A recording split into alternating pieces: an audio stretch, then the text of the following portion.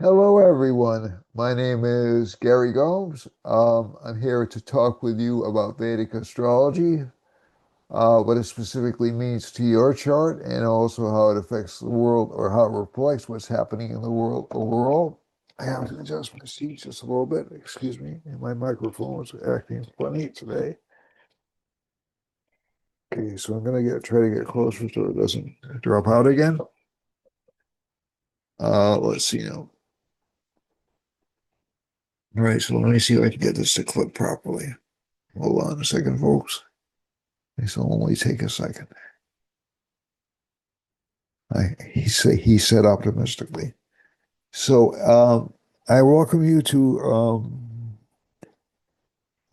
this is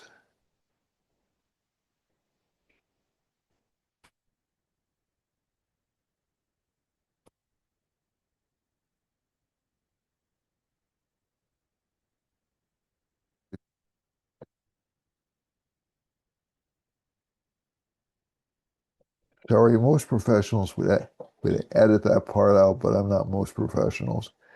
Okay, so you're seeing it like a real time broadcast or real life.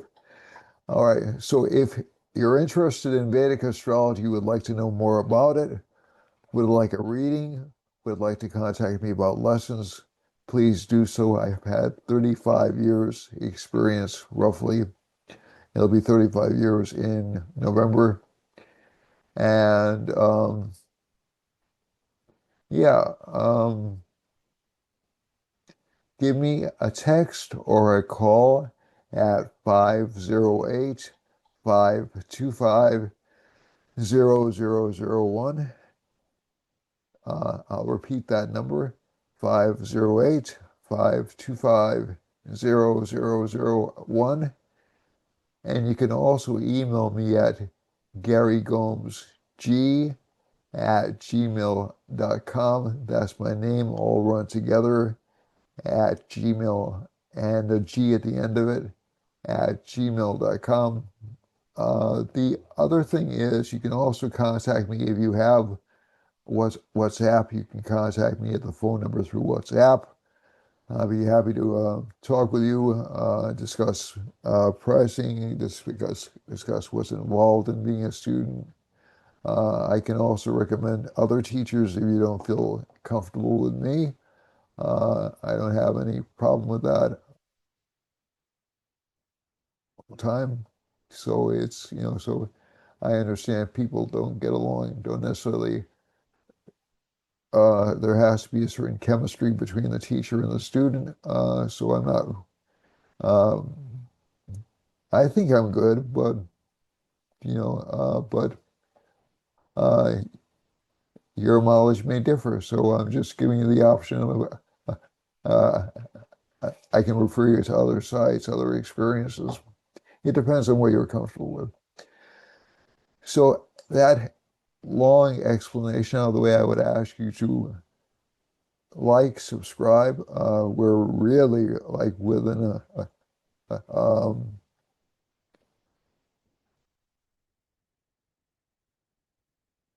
we're this close to 1,000 subscribers. Now, that may not guarantee monetization of the channel, which is not your concern, it's my concern. But because I think there's an hours viewed requirement as well. But I do appreciate you sticking with me this long because I don't make it easy for you to watch these presentations, mainly because my presentations are longer. I don't have a lot of graphics or a lot of frills attached to the presentations. These are put together rather quickly every week just because I have a lot of other obligations that don't allow me to make these quite as professionally as I would like. And that isn't going to change anytime soon. But I do like talking with you, and I do like explaining what's going on astrologically. So today's a big day in astrology. Okay, so for Western astrologers and for almost everybody else, is the dawn of uh, the autumnal equinox. Okay, so the autumnal equinox is when the Earth tilts on its axis and tilts away from the sun, starts moving backwards away from the sun, and that um, brings the advent of fall. Uh, the other thing is there's an eclipse today. Okay, it's a solar eclipse. I actually felt the lunar eclipse that we experienced around the 7th was the more important event. And as we've seen, we had a lot of significant events happening since that time. We've had a lot. We had some governmental crises. Uh, Obviously, we had um, the assassination or the murder, depending on how you want to put it, of an important political figure. Really a media figure, but he really was a political figure. Uh, Charlie Kirk, and the memorial service is being held this afternoon, like really when the eclipse is um, close to when the eclipse is in full bloom, as it were. So, but again, it seems appropriate because basically an eclipse is a solar eclipse is really connected with K2, and K2 takes things away. So it's sort of like appropriate for a send-off. But it's also dangerous. There were reports, there were people like hanging around yesterday. Uh, a lot of people hanging around at the site, and you're going to have essentially um, a large, both the president and the vice president in the same place at the same time. That's usually not recommended, um, just because of matters of succession. And a lot of cabinet officials will be there as well. Um, the other thing is, but Speaker Johnson isn't there, so Speaker Johnson would be the next in line if um, in the event that the president and the vice president were not able to function. Okay, so it's not the Secretary of State, it's the Speaker of the House. So that was one of my irritations with Alexander Haig when he stepped in and when Reagan was shot. And, he just, well, I'm a step away from the presidency. Yeah, no, you're, a, there are about three people in front of you. Yeah. Um, uh, uh, so, um, so basically, getting away from that digression. So I'm going to get right into it. I'm going to get right into the chart. Uh, I do want to say, so I'm not going to comment on any of, um, well, I will comment on it, but it's from an astrological perspective, not from a political perspective or or a propaganda perspective.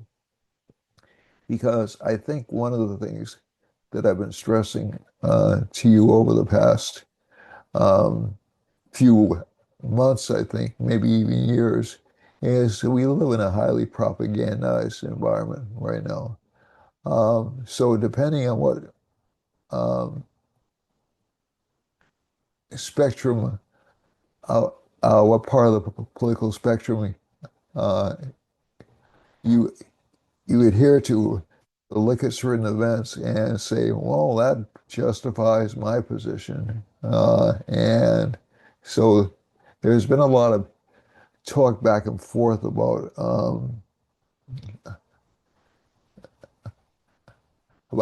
about the Kimmel cancellation and just so astrologically we can look at this and just say, well, it's well well, essentially, it was, if you look at it from the eclipse chart, and I feel justified in looking at it from the eclipse chart, it was really,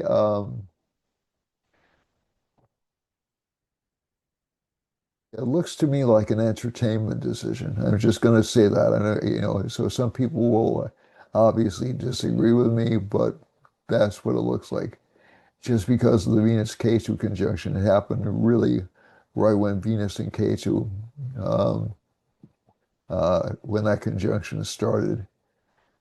And it didn't, so there are obvious political overtones to it. So, but, so the FCC chair, um, shouldn't have said what he said. I'm going to be quite honest with you.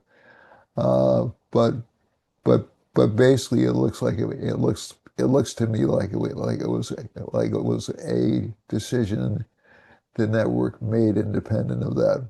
Now, whether or not they were looking and saying, well, the administration isn't going to like that, that's open to question. But you can go back a few years ago when the FCC was encouraging, um, who, what's Joe Rogan's show on? I'm trying to remember uh, Spotify. And they wouldn't cancel Joe Rogan because Joe Rogan was their most popular show. So it helps to have a memory about these things. It helps to have sort of a perspective. So, but if you if you wish to hold the opinion that it was politically motivated, you're free to. I'm just saying this Venus K2 conjunction has to do more with popularity than politics. And so K2 is essentially the media. Venus is not necessarily a conservative planet, okay, but it will it does try to appeal to as many people as it possibly can. This is, after all, what we would call a popular media. There were um, cancellations in the past, like I can remember back to, and again, this is why I'm saying this is sort of why I'm trying to draw parallels between the late 60s and early 70s and what's happening right now. For those of you old enough to recall, the Smothers Brothers show was canceled, uh, basically under, it wasn't canceled because of something they said about um, a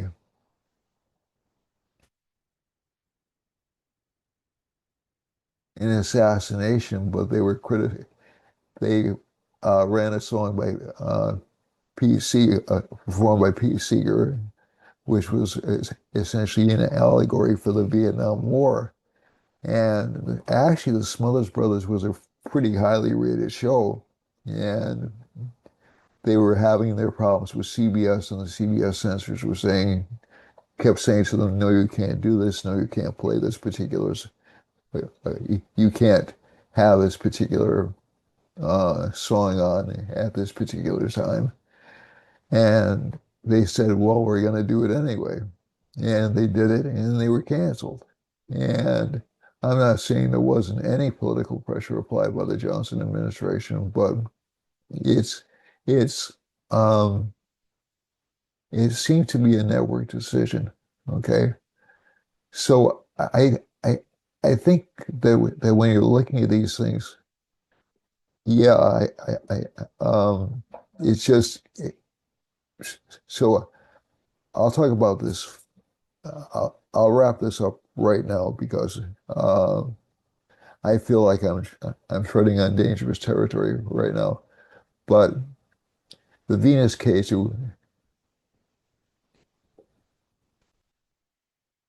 is really sort of an indication of a popularity dip. If we were getting into propaganda or government control, um, it would be more the Sun K2 conjunction, which was happening actually when that cancellation did occur, if I'm honest about it.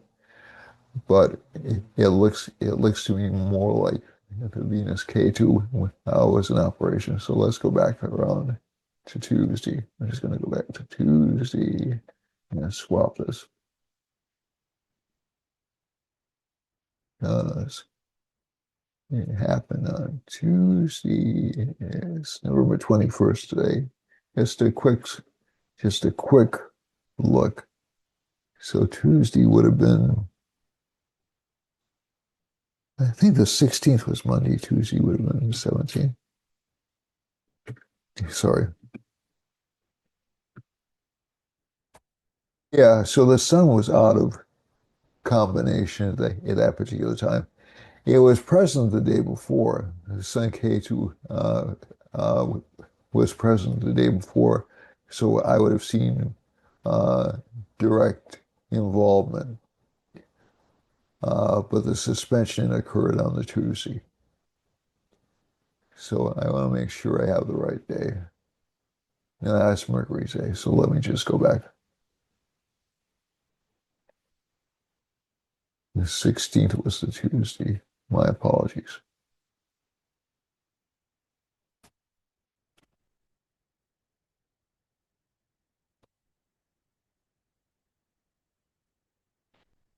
Okay, the sun was there, but it was extraordinarily weak. Okay, so that probably wasn't the final determination.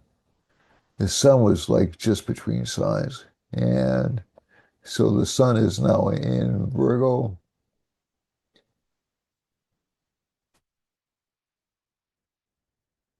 So, I mean, there's a little bit of doubt there,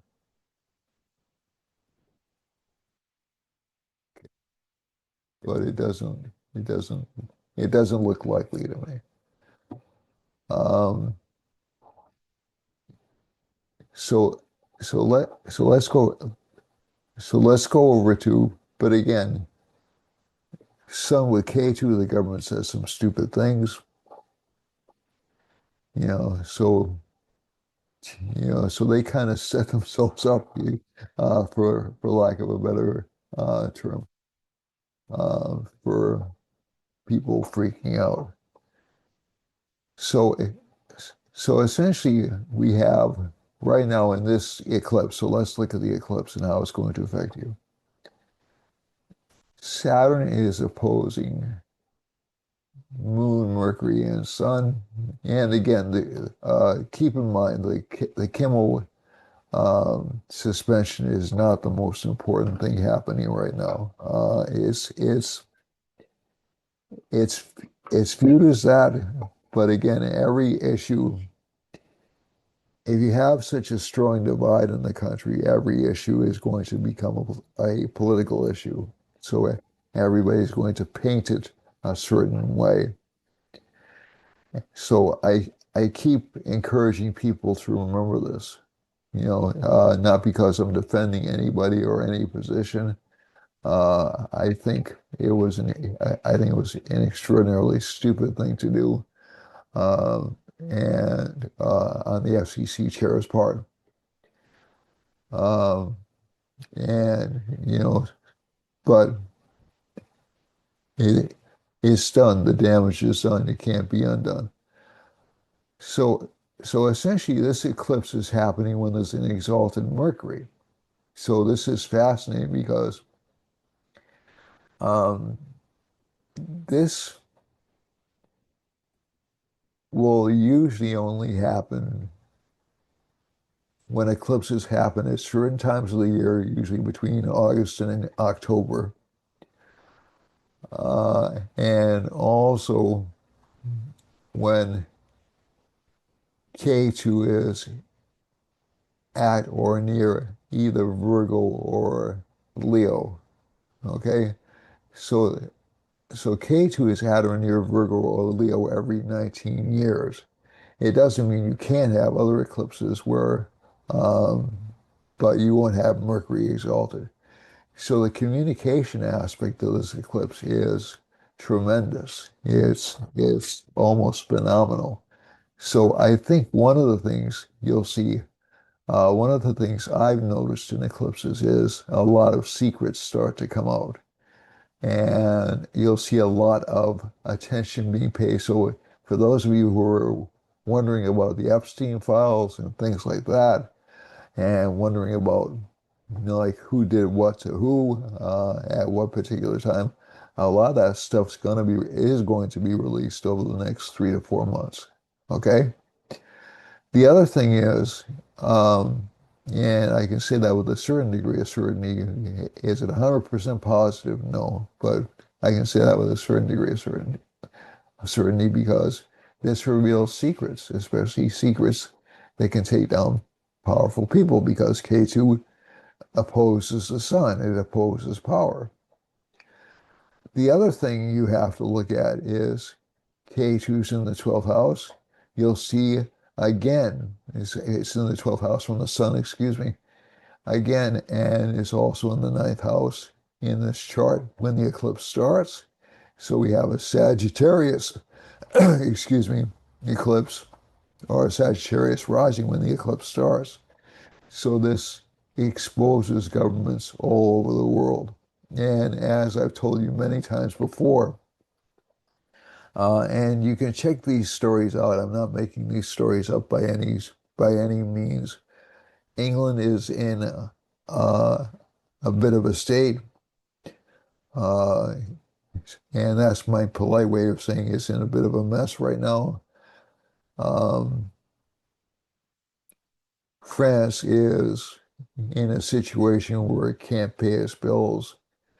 Germany is approaching that situation. Germany is one of the more fiscally conservative countries in the world. It had to recently uh, allow for deficit spending. That caused essentially a crisis in the leadership because because of its experience during the Weimar Republic and how that set up um, what came after. I don't have to say it because I might get blocked if I say what came after. Um, or the impression is that that's what set up what came after, and that's partially true, but actually it was more rioting in the streets in Germany that caused what happened in the 1930s in Germany more so than anything else. And so so this particular combination overall, so the Germans are really paranoid about that. Um, as I said last week, we had really what amounts to an overthrow of the government in Nepal. Now, Nepal is not a very important country in terms of GDP or in terms of world influence, but I'm thinking you're going to see a lot of people um, kicked out of power. In the United States, we have a kind of a panic situation because Rahu is close to our moon. And that'll continue for about another year and a half. So that'll increase paranoia. Saturn is in the 4th house, aspecting the eclipse cluster. And the eclipse cluster is surrounded by Venus, Ketu, and Mars. So that's why this eclipse feels more violent or more agitated than normal. And again, one of the other things that's fascinating about this particular eclipse is how much has come out about sexual identity connected with politics. Okay, so I'm not going to connect the dots. I think you can figure out what I'm talking about. But but basically, that Venus K2 conjunction um, is one of the indicators for unusual or um, unconventional sexual behaviors. Okay, so Indian astrology is very traditionally oriented. There are groups in India that actually I can't remember their names right now, but they actually uh, they're to village, and they actually identify people that they um, think belong with them, and they take them from their families, not forcibly, okay, yeah, but it's, but essentially this is sort of an Indian institution, you know, uh, and I'm probably oversimplifying it, but that's my understanding. So that Venus K2 conjunction is connected with things like that. So K2 is unconventional, unorthodox. So is Rahu.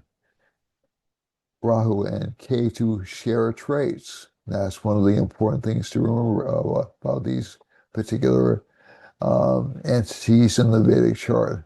They share traits. There's a little bit of K2 in Rahu. There's a little bit of Rahu in K2.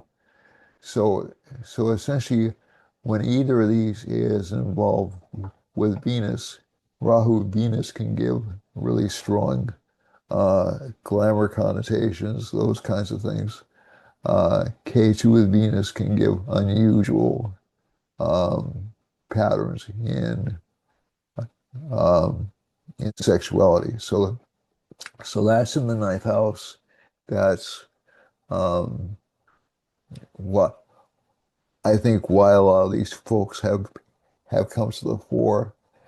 And one thing I have noticed about eclipses is there's sort of an anticipatory element connected with eclipses because we actually know when they're going to occur.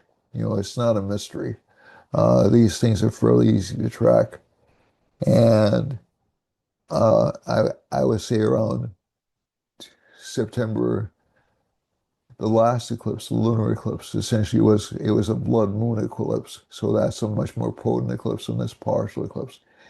This partial eclipse also is visible in the southern hemisphere. It's not really as important to the northern hemisphere. Eclipses affect everybody, but it's more dominant in New Zealand, Australia, that part of the world, Antarctica, and China and India would also, and Japan would also be affected by it. So, but again, we are going to see increasing discretion in court cases, unusual court cases coming up, and also some unexpected flips in court cases. So things that we weren't necessarily expecting to happen rather quickly. The other thing about this eclipse is Jupiter's in the seventh house, so this will make it, and Jupiter's about to cross into Cancer within a couple of months. So this will tend to give a lot of group activity. The Saturn aspect on the eclipse is more aimed at what I would call, oh gosh, the older parties in the country. So they're being more, so they're being affected more than the younger parties in the country are, and so that's why we're seeing a lot of activity or a lot of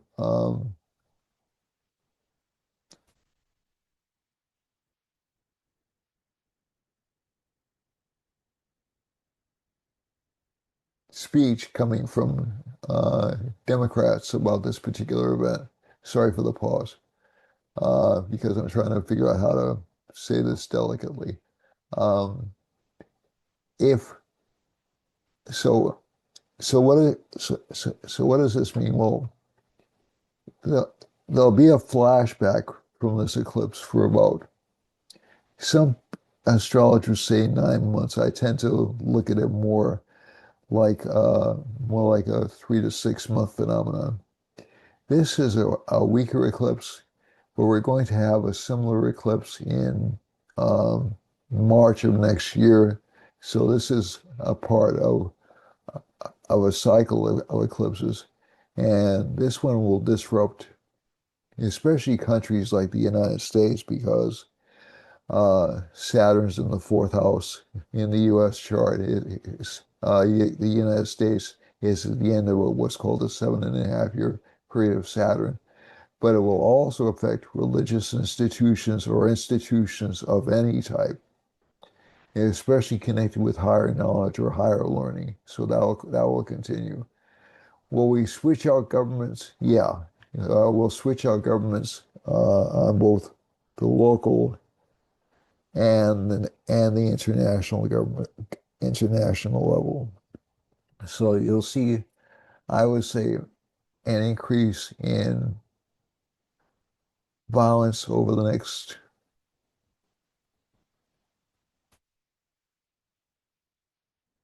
month or so because of the Venus K2 conjunction. And one of the things about Venus is there's a general misperception of Venus being a pacifist planet. It doesn't like unpleasantness, okay, just in general, but it really,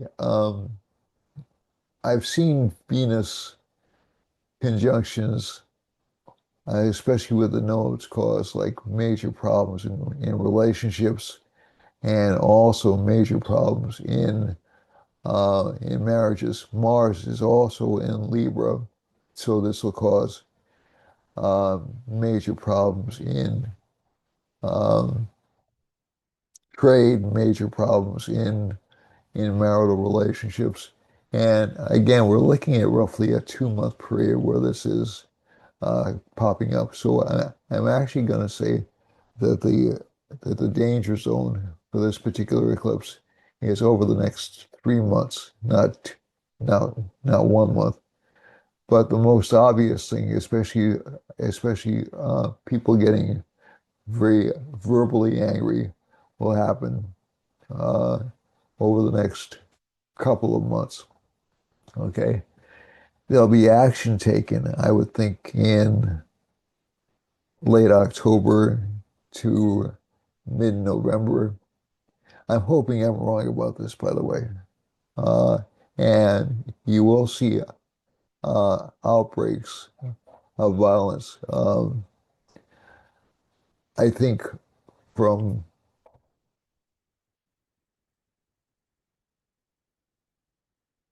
both sides by November. One side will be more interested in it between now and mid-November. After mid-November, both sides will be interested in it. So these next 3 months are kind of a delicate time in history for um, for all individuals. And one of the reasons I'm asking right now, people to calm down is because these K2 conjunctions kill logic. Venus debilitated kills logic. Venus with Mars prompts aggressive action. Okay, so I think it's going to be, so this isn't to scare anybody. I think the other thing is uh, you will see at least an improvement in the U.S. economy, at least after some uncertainty between now and November 24th. You'll see some improvement in the U.S. economy, some more straightening out, and maybe some world economies uh, starting to recover a little bit. But again, I can't overemphasize this enough. There is there is a very strong perception And it's real of a lack of financial resources to accommodate life the way, especially the way Western Europe has been doing it over the past few years. That Venus K2 will cause problems. Um, and I wouldn't be surprised to see at least some semblance of violence breaking out in Europe because essentially most of the European countries are Virgos or Pisces uh, rising. There are some Geminis. A lot of them have debilitated Venuses, and I can show you those charts next week. I won't, because I want to focus more on the eclipse. But again, if you're home today, um, it's a good day to engage in prayer. It's a good day to engage in reflection over how you want your life to be. It's a good day to quote unquote make plans but not execute them. Okay. And if I'm looking at this and again I'm kind of aware that I'm dancing around things. One thing we will see some improvement in though is the real estate market. That's so we have had interest rates cut in the United States. Jupiter's aspecting Mars. So you should see increased home sales. So that's a good thing. And the other thing is Jupiter's aspecting Rahu. So you're going to see increased panic. All right. So it's a mixed bag. This eclipse is kind of a mixed bag. But again, you will see a great deal of criticism over the next couple of months. And it's an extremely, this one's an extremely volatile eclipse. Again, like I said, I don't think it's influence on, I think it's influence on the Americas, especially North America, uh, and Europe.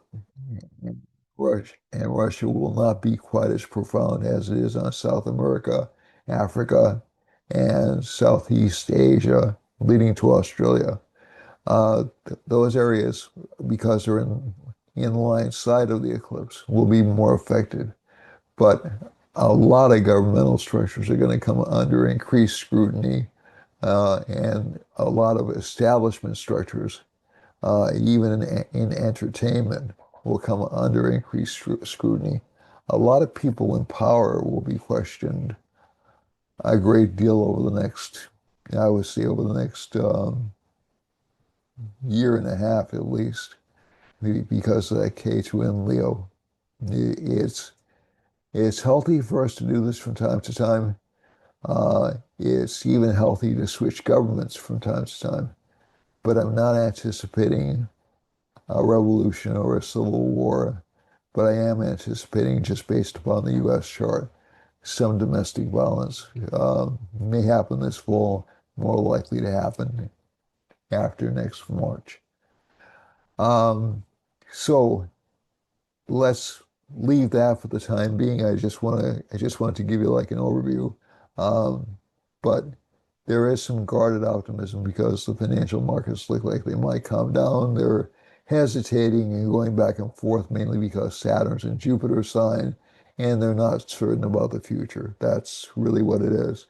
So I think that so no need to panic, but again, a lot of fighting on the air, a lot of fighting over communications just because Mercury is right in the middle of malefics in this chart. You see that? Okay, so K2 is over here. Mercury's outside of the influence is combusted by the sun, which is a relatively common phenomenon. It's with the moon, which makes it really sharp, but it's also a very weak moon, and it's hemmed in by malefics. So K2 is traditionally left out of that hemming in by malefics kind of a situation, but it is hemmed in by the sun, which is considered a difficult planet. And I think that I would still qualify this as being hemmed in by malefics. Okay. So, so hemmed in by malefics means the planet cannot function well. It cannot function. It has restrictions. So if it goes this way, it's going to upset somebody. If it goes that way, it's going to upset somebody. Okay? So this is sort of the state of where we are over the next 3 months or so. All right, so let's go on to what it means for your individual charts, okay? For Aries through Pisces. I hope that wasn't too vague because this is one, eclipses are difficult to diagnose. The only thing I can say with certainty is you will see a lot more um, overthrows or riots over the next few months. Shortages of luxury goods, probably because of K2 with Venus, and also a lack of what I would call appropriate civil discourse. You may even see fights breaking out between uh, conservatives and liberals. That is, as we call them over here. So they would probably be more traditionalists versus uh, progressives in other countries. So, so essentially, um, the European concept of conservative is more like our concept of moderate Democrat. Okay, so and and parties like the Labor Party are closer to the progressive wing of the Democratic Party. Uh, there are new parties popping up in Portugal and um, Germany and England, and I believe in other countries, I think in Poland too, that are more conservative. They're more trying to recover what they see as their national identity. And also, like I said, there's a very practical reason uh, for this um, adjustment. And it's not just because these people are racists, okay? It's mainly because the countries are getting to the point where they really can't afford to be as um,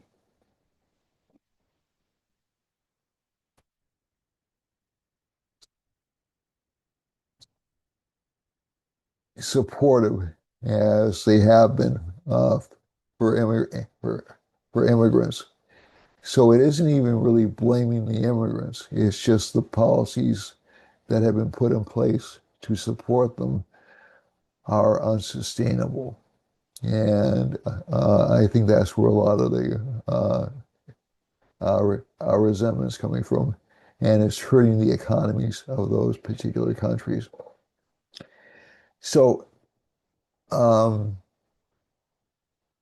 and there are differences in economic structures between the United States and Europe, which I won't go into here. It's just we actually have more freedom to print money than they do. But even that has its limits.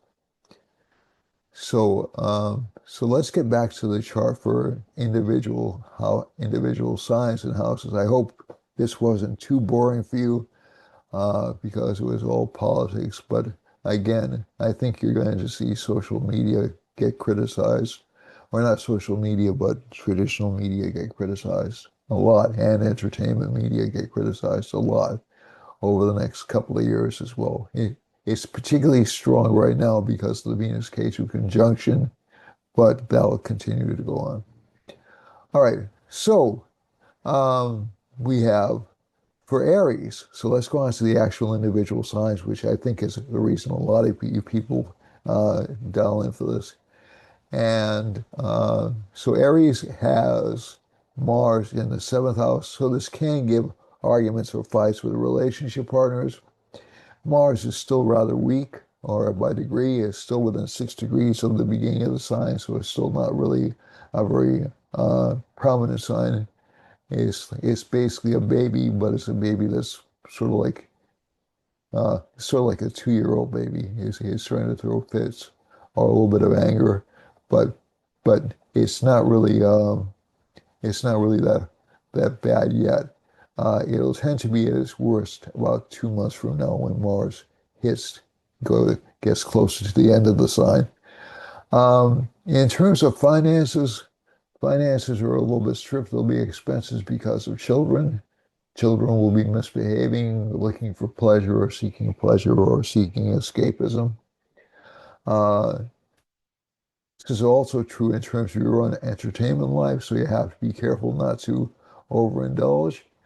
Uh, Jupiter's in the third house. There's this tendency not to want to rock the boat too much because if you're trying to maintain your financial solvency, Moon, Sun, and Mercury in the sixth house isn't a bad combination, but your confidence may be down a little bit, and children or work efforts may be a little bit troublesome. There'll be a lot of criticism on the job.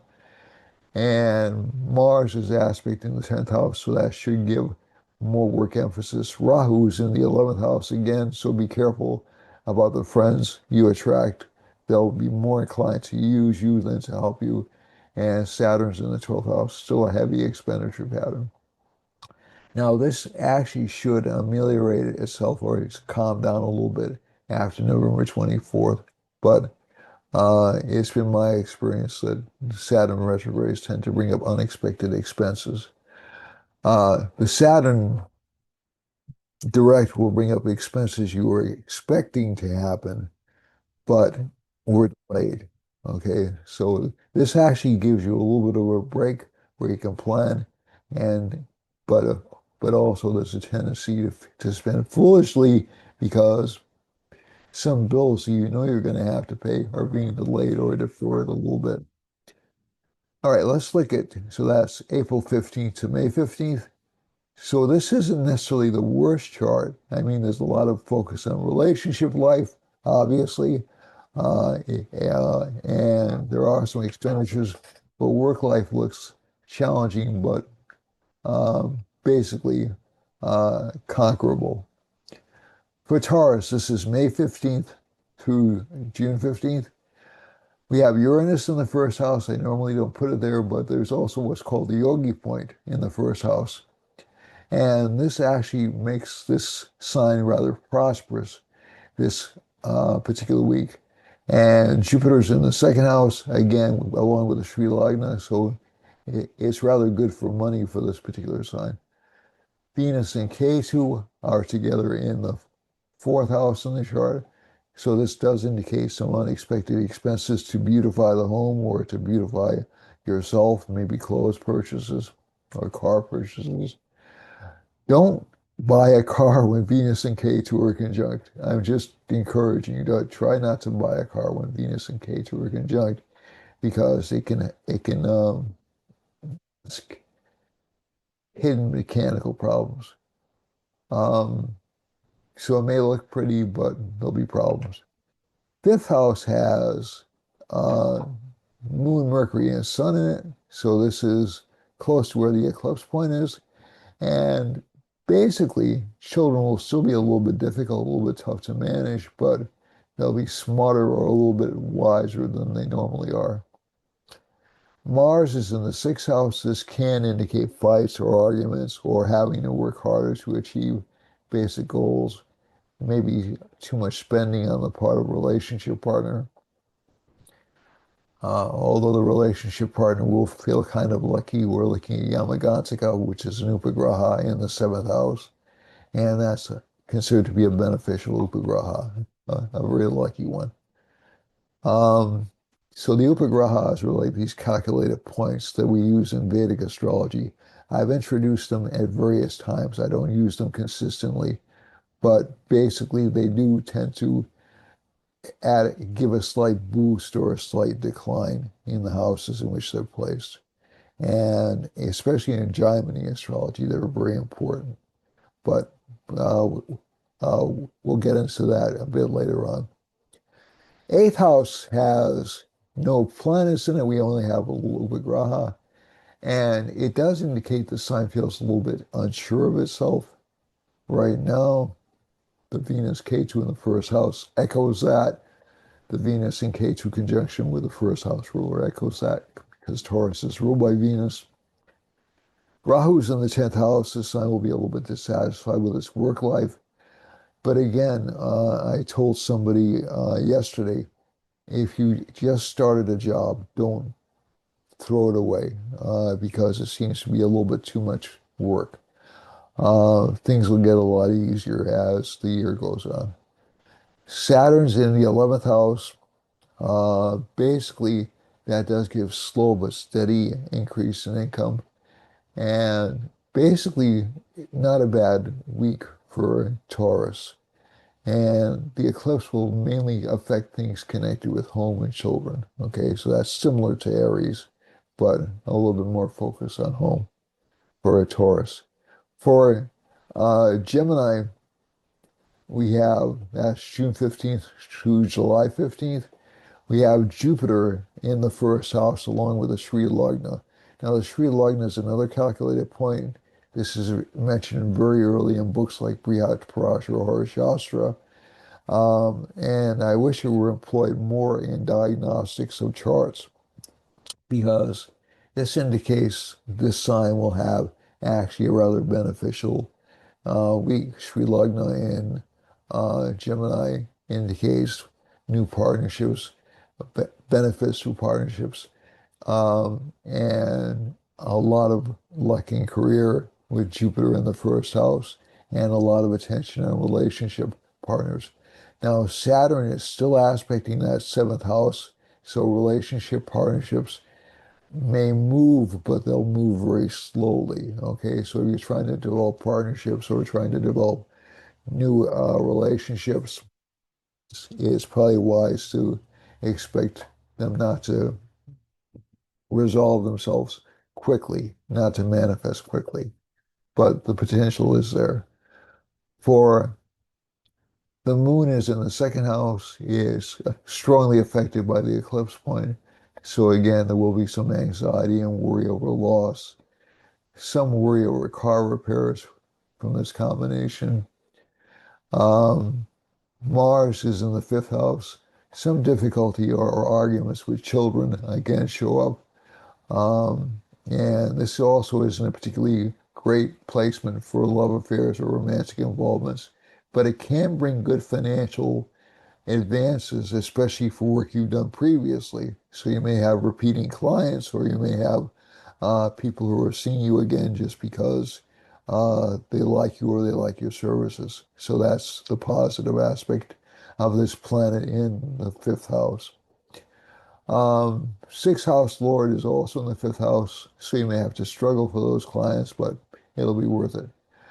Jupiter aspects the seventh house, so again, it does open the door for relationships, but again, because Saturn is also aspecting that sign, it'll slow it down a little bit. Rahu is in the ninth.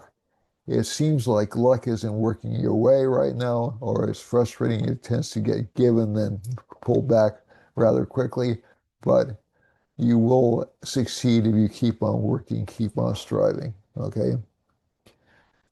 11th house, we don't have anything to say about the 11th house. We already said that. Um, and desires for peace or any quiet. There might be some insomnia problems for this sign this week. Um, for or some strange dreams. For Cancer, this is July 15th to August 15th. Cancer has its Lord, the moon in the third house is strongly influenced by the eclipse. So there's a lot of anxiety or worry connected with the sign. There's fear that the person may be being cursed or being undercut by people conspiring against them. That may in fact be true, but you know what? It's gonna happen. It's happening, and the best thing you can do is sort of like keep your eyes open and keep your ears to the ground. If you're religious, you can pray to Saint Michael, or you can do pujas for Durga. Those are both effective remedies for cases like this. Okay,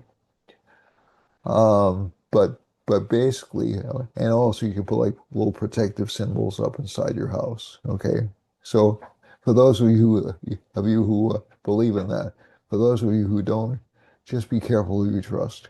Okay. Um, Second house has Venus and Ketu in it. Be careful what you say this week as well, because you may criticize a criticism may be misunderstood. It's very easy to misunderstand speech with a Venus Ketu combination. It's very easy to take speech out of context.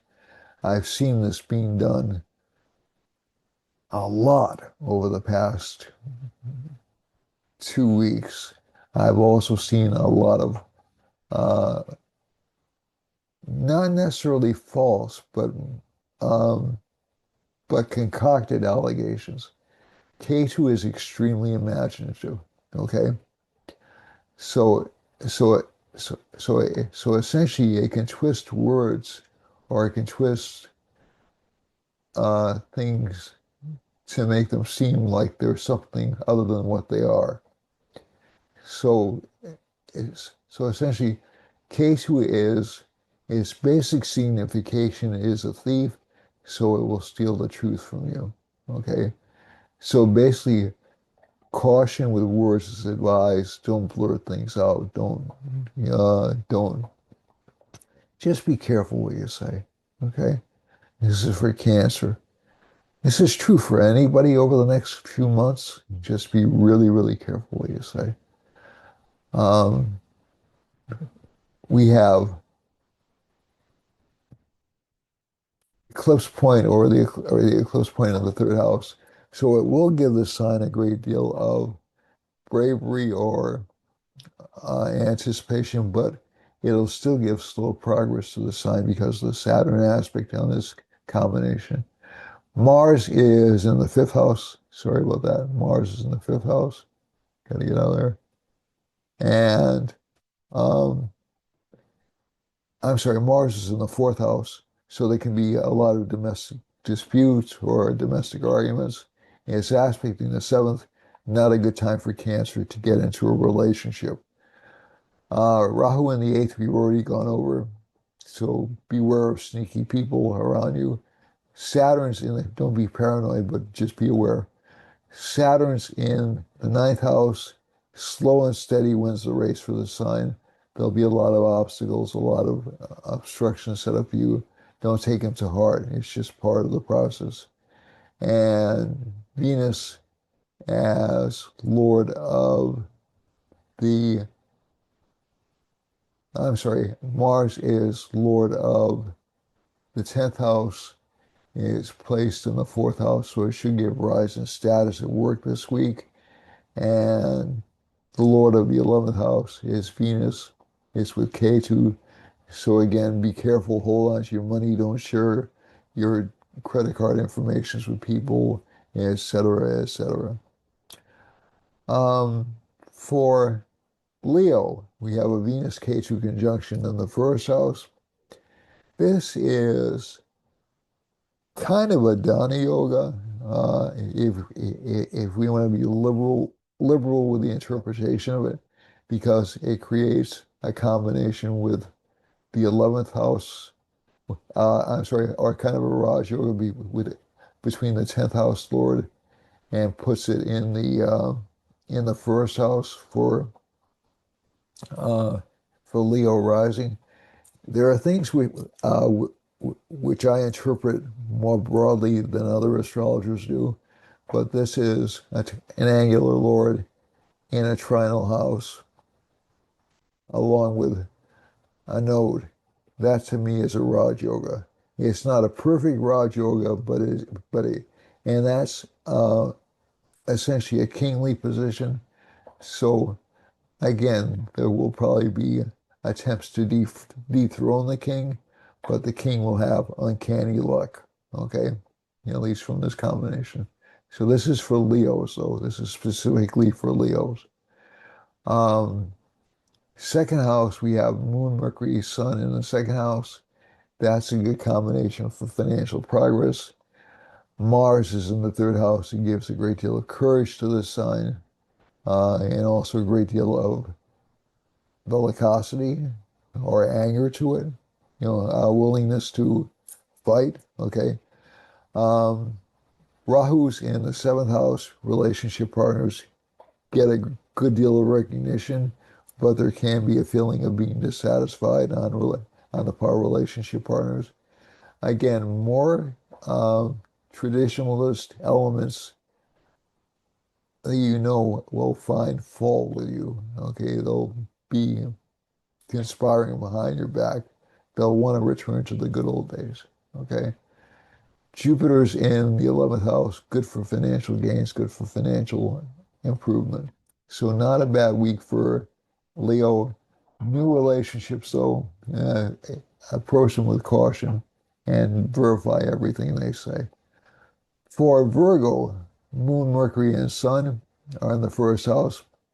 Mercury's exalted in the sign. As a matter of fact, it's close to its maximum point of exaltation, only a few days away from it.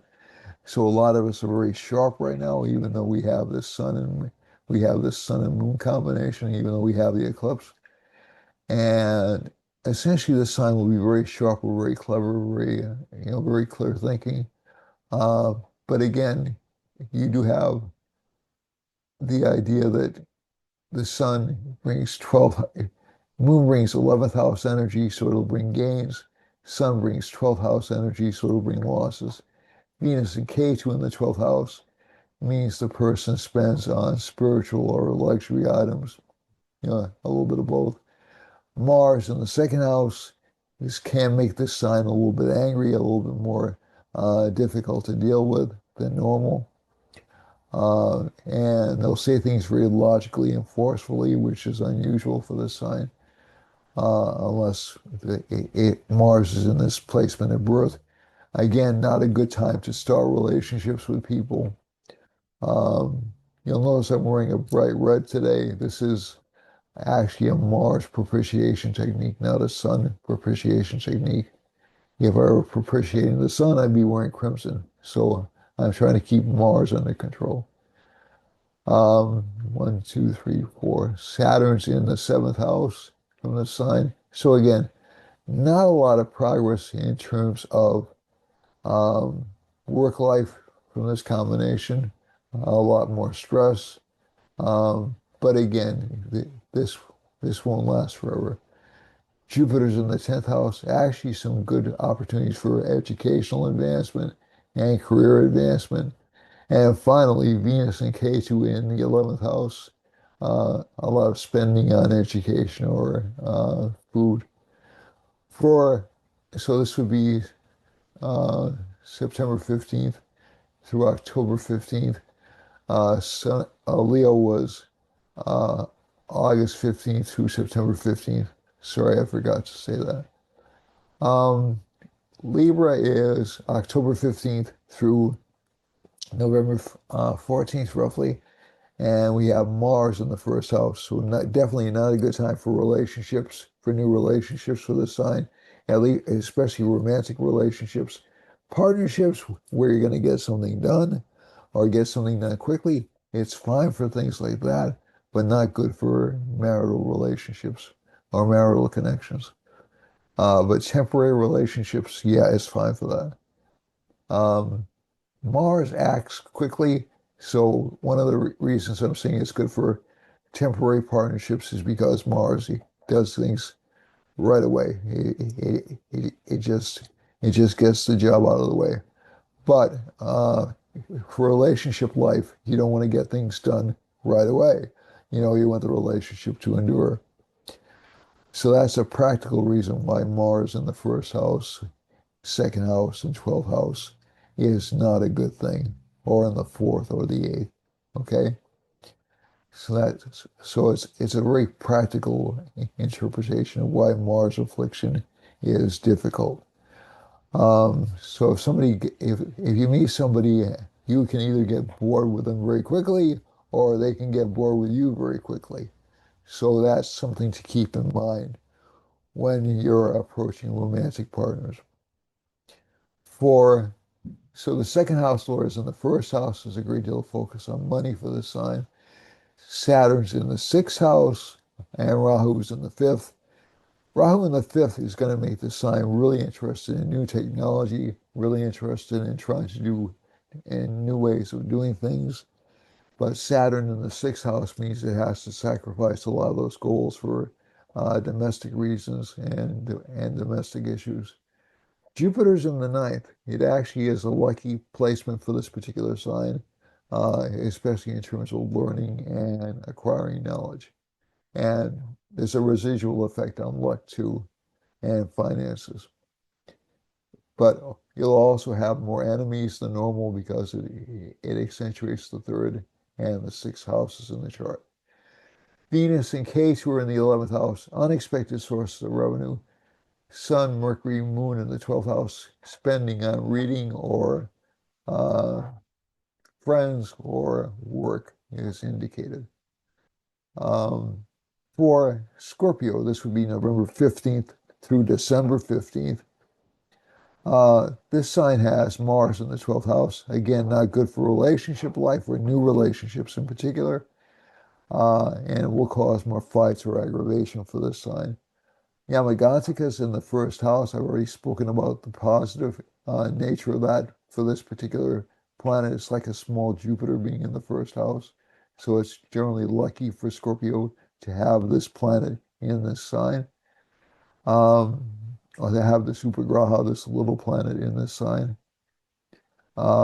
Second house lord is Jupiter, is placed in the eighth house, unexpected gains of income. Saturn's in Rahu's in the third house, Rahu's in the fourth house, excuse me, dissatisfaction with home life or emotional state.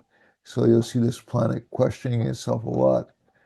Saturn's in the fourth house, Saturn's in the fifth house. So some problems with children are indicated or some sadness on their part. We've already spoken about Jupiter being in the eighth house. Venus and Ketu are in the 10th house. So this can give some unexpected surprises or reassignments in career. It's not necessarily a bad placement, but some assignments you've been working on for a while may be taken away from you. You may be given new assignments or new directions in life. Moon, Mercury, Sun in the 11th house are generally good for gains for this sign. Mars in the 12th house does give expenses on things like cars, appliances, home improvements, things like that. For Sagittarius, we're almost through the signs. For Sagittarius, this is December 15th through January 15th. Sagittarius has Jupiter in the 7th house. This is generally a good placement. Uh, it can give good relationship life. It can give good opportunities for business partnerships in particular. So this is the United States chart that I use. So business partnerships with the U.S. may actually increase. And Saturn sits in the fourth house. Again, there is some unpleasantness on the domestic front, some sadness or some disappointment. So maybe a relationship partner will be bored or family will feel hemmed in or not having as much fun as they want to have. Rahu in the third house gives this sign a great deal of courage or a great deal of ambition to move forward. Uh, Jupiter is in the seventh house. Yogi points in the sixth house. I mentioned that before. I'll mention it for this sign. No gain is expected without a lot of work. Okay, so just to keep that in mind, this is a lucky month or a lucky week for this particular sign, but you will have to work hard. Venus and Ketu are in the ninth house. Unexpected shifts in supervisors or bosses, unexpected changes or shifts in education or luck. You may have some difficulty in terms of explaining yourself or in terms of communication. This is a common combination for communication mishaps. By the way, I should have said that earlier. So just, even though Mercury is exalted, the Venus K2 conjunction can cause errors just as easily as Mercury K2 conjunctions can. And let's see, 10th house has Mercury exalted state in it. Mercury is really, really strong in this particular sign. It's Ucha. Ucha is a Sanskrit term. Ucha. It's like, sounds like it's going up, right? Ucha. Okay. And Mercury is really strong in this sign, and it gives a really strong potential for intelligence at work, impressing the boss, but again, having to investigate or do a lot of research. Mars is in the 11th house, good for financial gains, especially through property, but also through um, technology, excuse me. For Capricorn, Capricorn has no planets in the first house. Its Lord is in the third house. And Capricorn is January 15th through February 15th. And we have Saturn in the third house. Rahu in the second house can make people a little bit anxious about money. That's why you're seeing this. This is essentially what I would call the stock market sign, basically, or the economy sign. So there's some anxiety about the economy, but Saturn's in the third house. That essentially, um, any difficult news we're getting will be gone within a couple of within a couple of months. Um, we have, and Rahu in the second house does mean improvement in income through technology, or through innovation, or through new inventions. So that's still on the plate. This sign is not really that fearful. It's hesitant, but not fearful.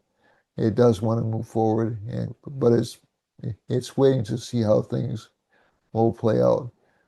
Jupiter is in the sixth house along with the Sri Lagna, and the fourth house has Yogi point in it. So there can be some minor disruptions to wealth for this sign, but because of um, Venus's state in the chart, not because of Uranus, but because of Venus with Ketu. But with additional work, additional diplomacy, you can expect to see some good financial gains. Venus is in the eighth house. Unexpected um, gains from things like cryptocurrencies or unusual investment opportunities. But these can shift quickly. So if you're in things like crypto, I'd encourage what I would call a entry and a fast exit policy especially over the next month. Um, if I would recommend that for almost any kind of investor. I'm not a financial advisor. Don't take this as being financial advice. I'm just saying, just watch your money. Don't, because it'll be like all of a sudden you'll get these gains, and then all of a sudden the next day they'll be gone. This is true for everybody with the Venus K2 conjunction, but it's not a crash. It's nothing like that. Okay. Um, this combination over here in the ninth house from Capricorn indicates good business sense, good logic, and Mars is in the 10th house, indicates good potential for gains over the next 2 months. Okay, so this is not a bad chart for Capricorn. It's just it just feels a little queasy now because it's uncertain about the future. Aquarius, this is February 15th to March 15th. Aquarius has Rahu in the first house. This is essentially a good placement. K2 actually in Leo is not a bad placement. This is where K2 was born. Okay. And K2 in Cancer actually does remarkably well according to um, certain books on Vedic astrology. Uh, but but basically, it does cause some anxiety. It does cause some fearfulness because the sun, the center of our solar system, is being taken away for a couple of hours. What's happening? Are we all going to die?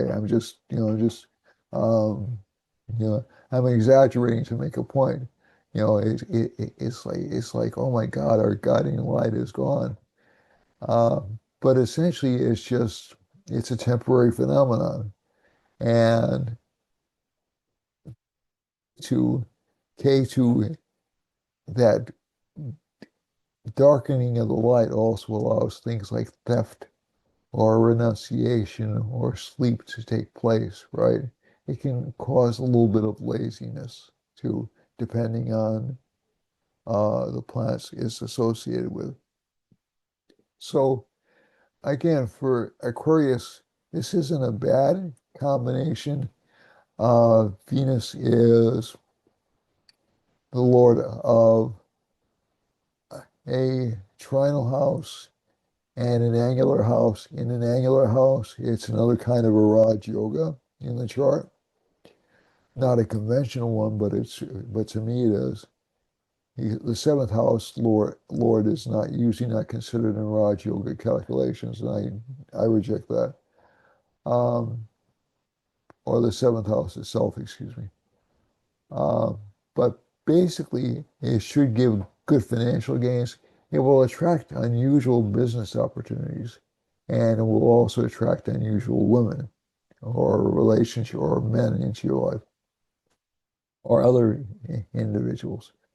So again, this will be unexpected, a little bit surprising, but the interest will wax and wane, so you have to be careful about that.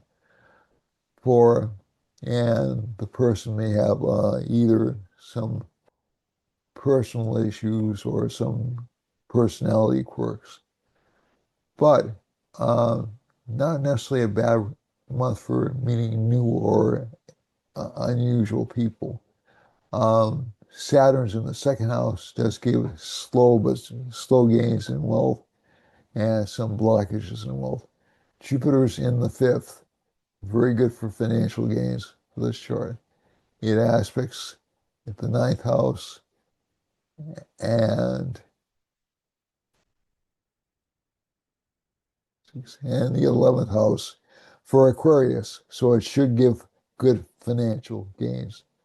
Um, and let's see now. Venus, in case we've already spoken about a little bit, gives increased luck from unusual sources, but not without some cost. And um, Mars is in the ninth house, good for career success because Mars rules the 10th house. Finally, for Pisces, our old friend Pisces, Pisces has Saturn in the first house.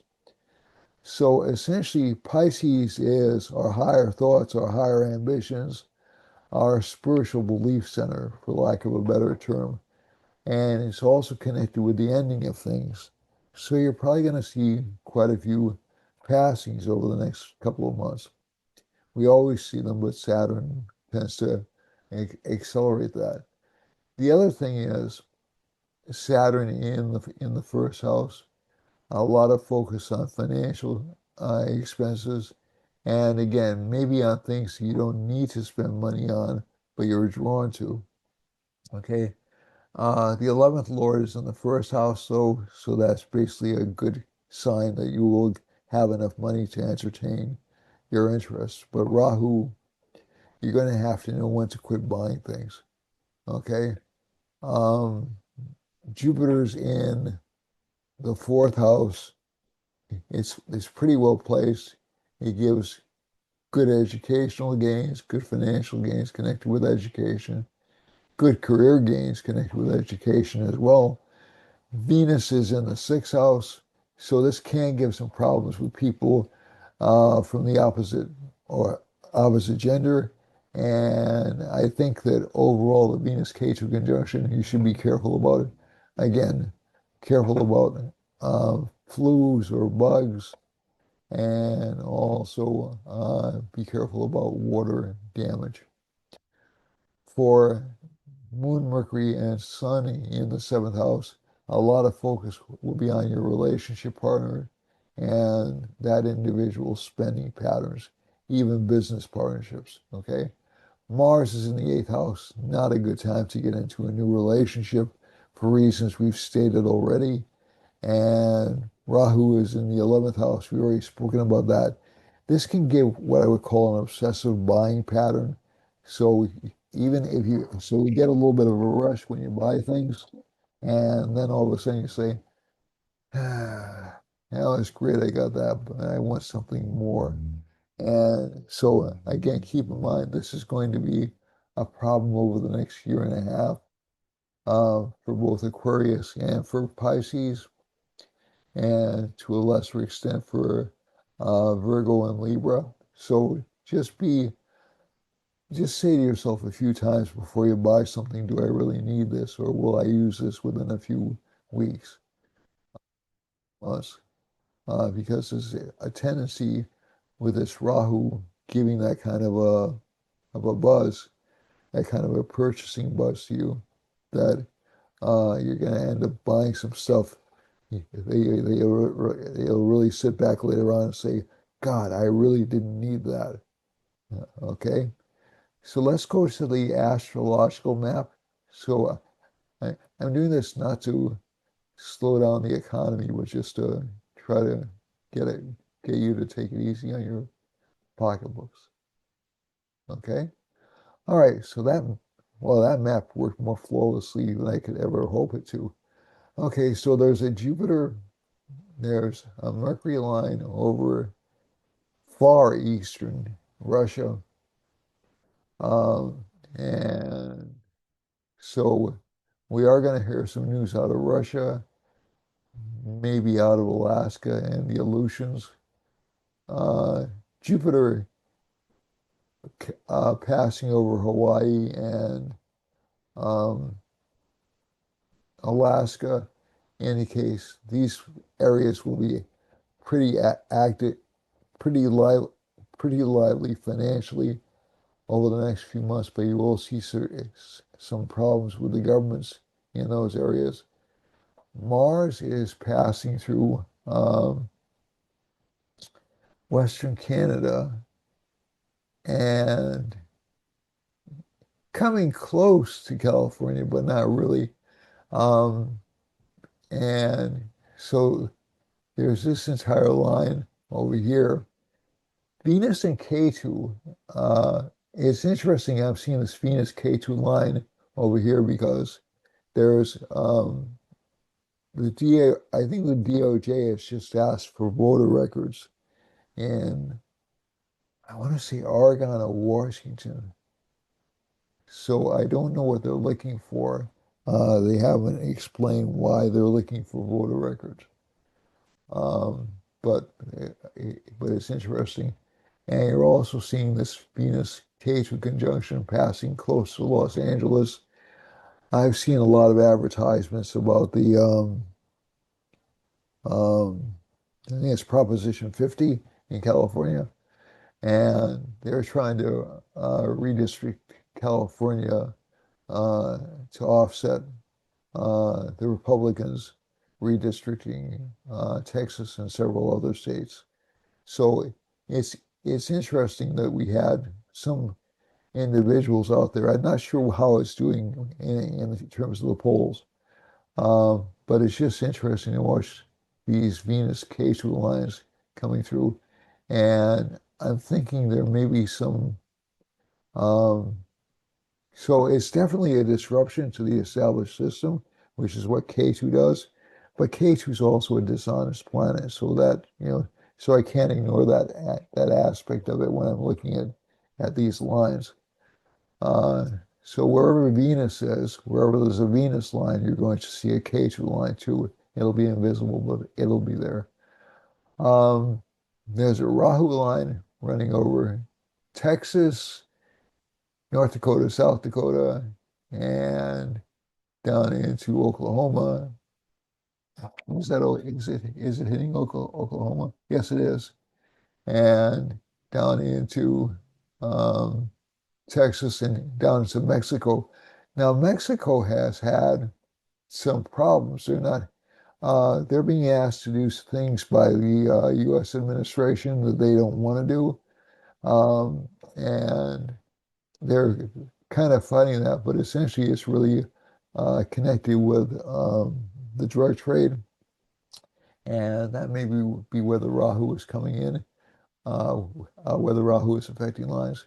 Again, we have Rahu passing over Texas. It's close to Austin, which is the capital. if I'm not mistaken. Oh, I didn't want to do that. Hold on. Let me see if I can shrink this down. Do that and zoom out. All right. So I find that interesting because we are having an attempt to upset things or to change things in Texas. And think I think the redistricting plan went through. I'm not sure. I'll have to check that. Um, there's a sun and a moon. Oh, and again, we have Alberta showing up in this Rahu line. They're not happy about, uh, and it's roughly this part of the country, like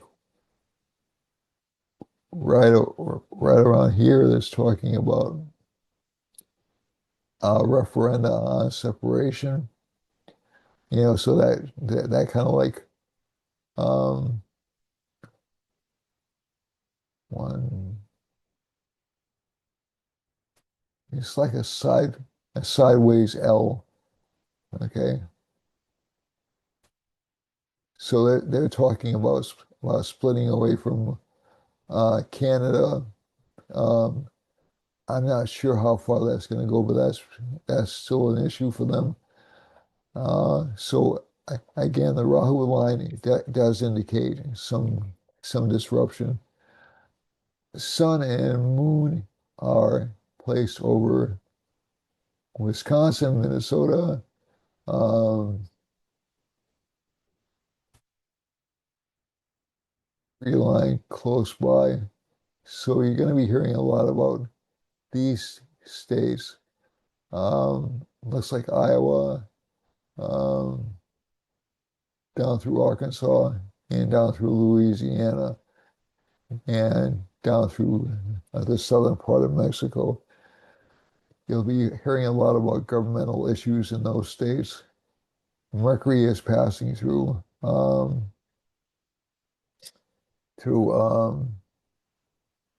Mississippi and Kentucky and Georgia and Illinois. We've heard a lot of news out of Illinois, also through Michigan. Um, this isn't, yeah, this isn't close to Toronto, um, but so, but also through Florida and down through Nicaragua.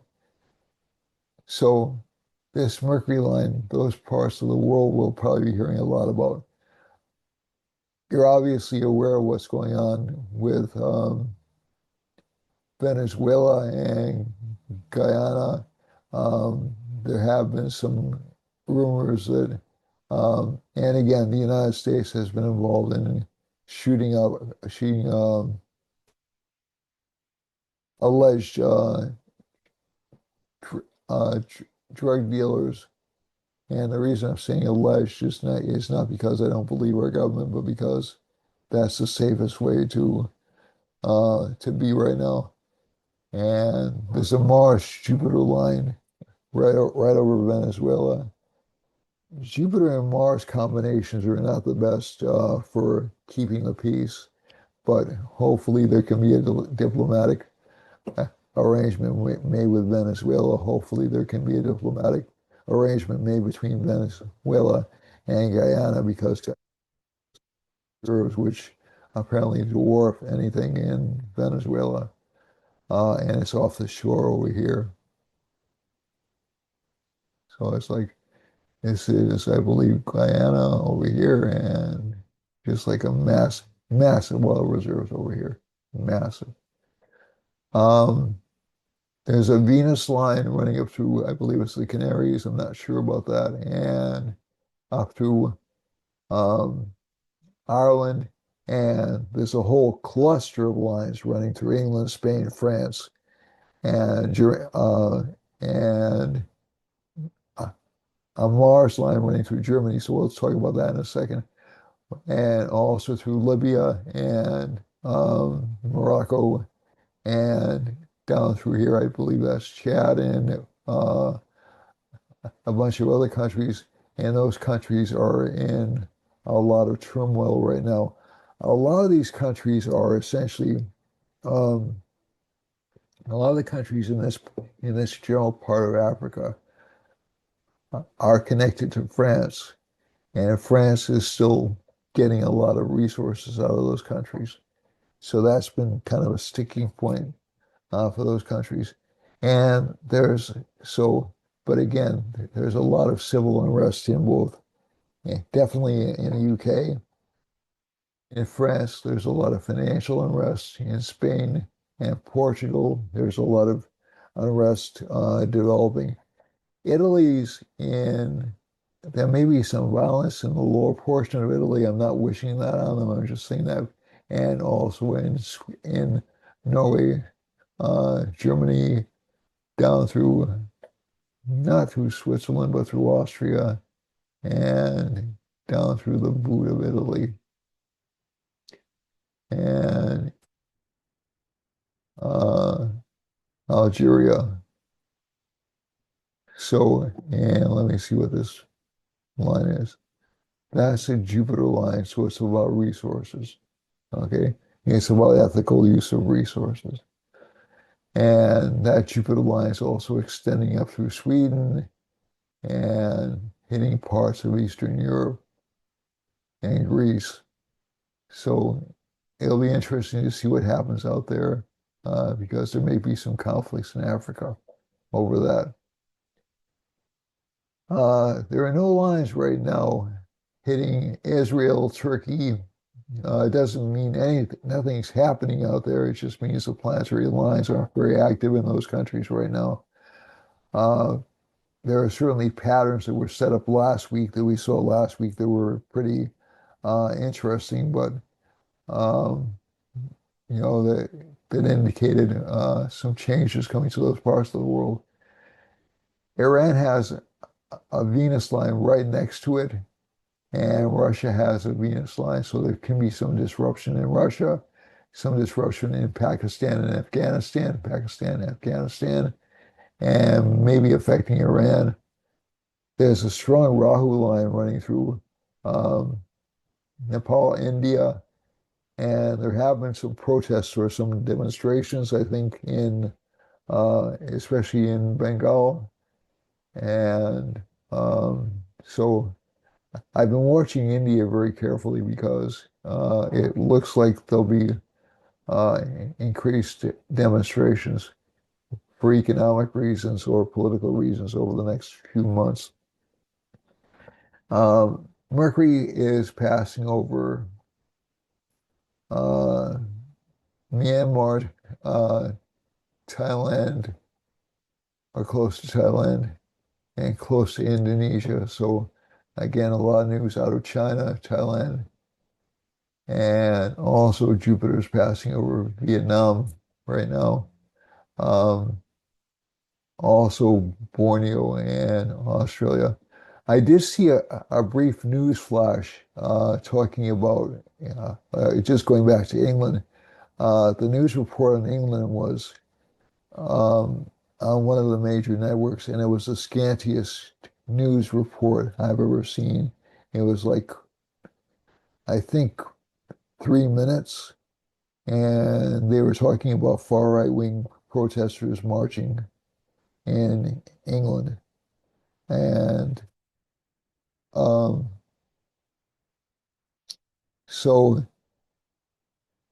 I I just thought it was interesting, and then they cut to the former prime minister saying, "No, we're a tolerant country," and the current prime minister saying we're a tolerant country, and that was it. There was no real. Um, it really wasn't coverage. It was just like this is happening in England, and they really didn't explore what was happening over there. So I found that interesting and a bit frustrating. So that's just my take on it. The other thing is we have a Mars line running through China, so this can indicate some potential for violence through Borneo and also in Western Australia. Doesn't necessarily mean it has to happen, but Wherever there's a Mars line, you do have that potential. Korea looks untouched, uh, but at least for the time being. Japan has a Venus line running through it, which to me means some disruption in the economy. Um, Micronesia has that Venus line, and so does New Zealand. And it looks like there's a scandal coming in New Zealand connected with resources um, or with the current government. So that's about it for me for this week. We're close to 1,000 subscribers. That's thrilling to me. And I'm going to have to do some more work to really make that grow. But I appreciate you watching. Please watch all the way through to the end. I appreciate it, each and every one of you. I thank you. I love you all. And, and mine, 1,000 subscribers will not make me independently wealthy. Okay.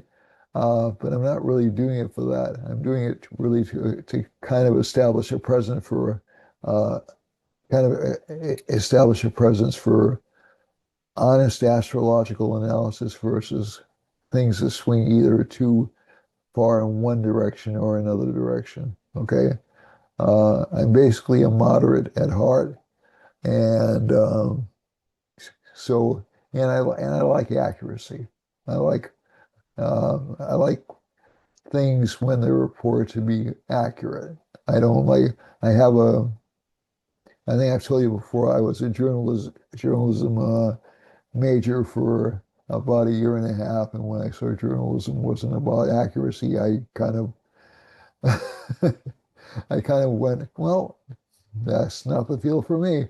And I slipped back into my sociology. So everything I look at is done through a sociological lens, a business lens, and also an educational lens. But I'm also aware that education is essentially a type of news or um,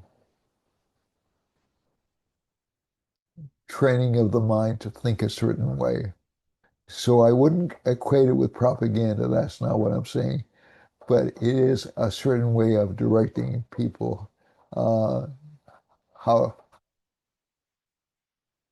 some parts of education which are basically incontrovertibly educational. So like let's say your math tables, your multiplication tables are essentially like a given groundwork. Um, Things like history, uh, which was another major of mine for a while. History is a kind of uh, a kind of reporting. So certain events happen. How the events are interpreted is essentially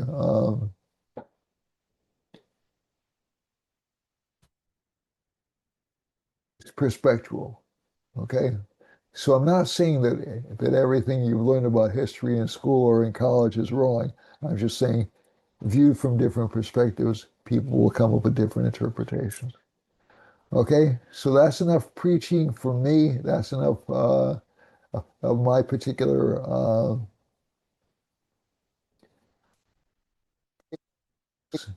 I hope I gave you some good information this week. I love you all. I thank you for sticking with this long, and I love you all. And I want you to be safe and happy and prosperous and to enjoy life. Okay, all right.